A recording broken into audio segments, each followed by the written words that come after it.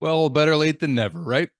It has been almost 48 hours since Juraj Slafkovsky has signed his 8-year extension with the Montreal Canadiens, and my schedule has been nuts. So, you guys, if you've been following the channel for the last couple years, you know the history of talking about Juraj Slafkovsky on this channel. What a fun roller coaster ride it's been. And I'm not going to get too much into that. I mean, if you go to my homepage and you haven't been to this channel, you know what I'm talking about. You'll see it on the homepage, that video with Uri and myself. But it's not about myself. That's the reason I want to jump on here early in the morning today is because I could not acknowledge the importance of this extension, this signing for the Montreal Canadiens, 8 years for Juraj Slafkovsky at an AAV of $7.6 million. That is an annual average value, $7.6 million for the next 8 seasons. This contract extension, as we know, does not kick in until next season. So he's still got one more year left on his entry-level contract at $950,000. And what has struck me the most about this contract, about this signing, hearing from Kent Hughes and hearing from Slafkovsky, is that it's very clear that the Canadiens are committed to winning. They're committed to bringing this team back to the glory days, if you will, to a new generation of winning. And now with Slafkovsky and Demidov, still doesn't seem real. Still doesn't seem real that we have them. I mean, Demidov, Slafkovsky, the next great forward duo of the NHL to be born. It hasn't even been seen yet, but just the visions that we're having of these guys playing together, and Slav talking about playing with Demidov. He's already reached out to him and connected with him, and he can't wait to meet him. And he's seen him play, and he knows how good of a player he is. So he's really excited to play with him. But in terms of the salary structure here, I do think of the Toronto Maple Leafs, and I think about the superstars that they have. And now they're talking about trying to find a way to get rid of one of their very best players that they've ever had in history, in Mitch Marner. And I'm not going to talk too much about that. I will talk more about us, but the reason I'm bringing it up is because I'm proud of the fact that when it comes to Montreal's stars, Nick Suzuki, Cole Caulfield, now Juraj Slafkovsky, I see Ivan Demidov, if he's going to be a 100-point player, he might earn, likely by the time he signs a big extension, over $8 million, maybe close to $9 million.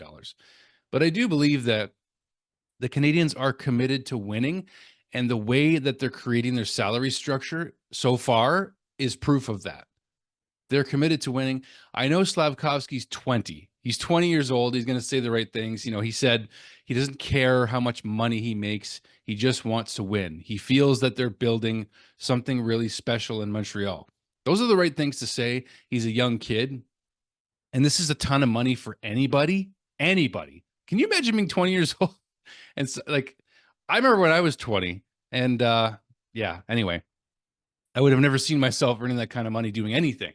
Maybe as an actor, but I never made it that young. But the point being, this is a really special and important deal for Montreal Canadiens, for the Montreal Canadiens and their fans, to see how this team, again, I can't emphasize it enough, is committed to winning and to, in the salary cap world, doing this thing the right way. That's why Kent Hughes sincerely is a borderline genius to me. This guy's a former lawyer, a former player agent. Jeff Gorton is the vice president of hockey operations for this team. They've got a great scouting staff. Nick Bobrov getting a lot of props for really ultimately convincing the Canadiens to draft Juraj Slafkovsky and Ivan Demidov and going to meet with Demidov. I just appreciate the fact that the Canadiens are putting such an emphasis on creating contracts that are fair and still going to pay their players very, very well. Now, mind you, these players don't earn they're not averaging 90-point seasons at this point, but they've locked them all up early in terms of Nick Suzuki, Caulfield, and Slafkovsky. You're kind of betting on Slafkovsky a little bit. He was the first overall pick, so maybe he would earn more dollars than the other two, right? And at this point, he's not going to. He's earning a little bit less, a couple $100,000 less. So I just really appreciate this, the way they're going about it. What I thought was really interesting in day one of free agency from Kent Hughes was the fact that we actually heard a name, Jonathan Marchessault. We actually heard his name out there, and he even acknowledged it because he knew that his name was out there linked to the Canadiens.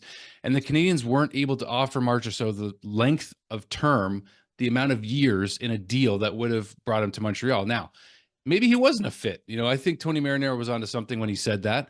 And the timing wasn't right to make this kind of signing. It just wasn't. So when it comes to free agents, the 25 and 26 class are where the Canadiens, I feel, and it's pretty obvious, are going to try to make a splash. And they're going to have a higher salary cap, ideally, at that point to be able to justify extending a big offer, a big contract to another potential top six player that's really going to help accelerate this rebuild even further. So the timing wasn't right, but it wasn't like they weren't trying, because they were willing to put an offer out to players, maybe even Steven Stamkos as well. But the term, the dollars, it just wasn't there. The fit wasn't there. The Canadiens are confident. They're calm. You just listen to Kent Hughes talk, and it's like, this is why we're trusting this guy, because he's got a sound mind. He knows how the contract structure works from a player agent perspective. It's just a brilliant, brilliant hire, putting Kent Hughes in the position that he's in, because they knew why he was going to be so important for the Canadiens in this rebuild. And it's very, very clearly showing now, even more so with the Juraj Slafkovsky extension. I want to make a correction to Michael Hage. His name, by the way, his name is pronounced Hage, not Haig. So I just wanted to throw that out there too. But we had a pretty historic draft, you guys, and our live stream was a blast doing it in person. It was one of the most fun videos I've ever done. It was like almost 3 hours, and we had such a great time. Paul and John have come in, and some of you guys have mixed feelings on my pals there. We're not hockey experts. We're not. We're all fans at the end of the day, but I'm excited to continue the Absolutely podcast on this channel, even when I'm not there. So Paul and John are recording a show today. I'll post it up on the channel later tonight, hopefully. And I appreciate your support and checking it out too. Those guys are old school Hab fans that have seen it all. They got to see Rocket Richard play, and they're just as excited to watch the Canadiens now as they were back then when Rocket Richard was a Montreal Canadien. So give him a chance. No, I just wanted to put that out there for those guys. But Juraj Slafkovsky, I got his jersey on. You guys know what I said about him before we selected him in the draft. And I just thought, really, when it comes down to why I wanted Shane right over Slafkovsky, was why have one Nick Suzuki when I thought you could have two? I thought you could have two players of that profile and have, a great top two centers for years and years to come. But the fact that the Canadiens saw so, I didn't have enough research into this player, into Slafkovsky. I just didn't. I can't lie to you guys. I didn't watch enough of him to be able to be convinced that he was our guy. So, I got his signed jersey on now. It's like, it's come full circle, and he's such a great kid. He's so much fun to have on this team. These guys are all really enjoying being Montreal Canadiens. They're all kids. A lot of them are kids, right? Like, it's just amazing to see what they're building. It is, because I really believe they're doing it right. This Ivan Demidov draft selection has put a shot in the arm to the Canadiens fan base. You can feel it now.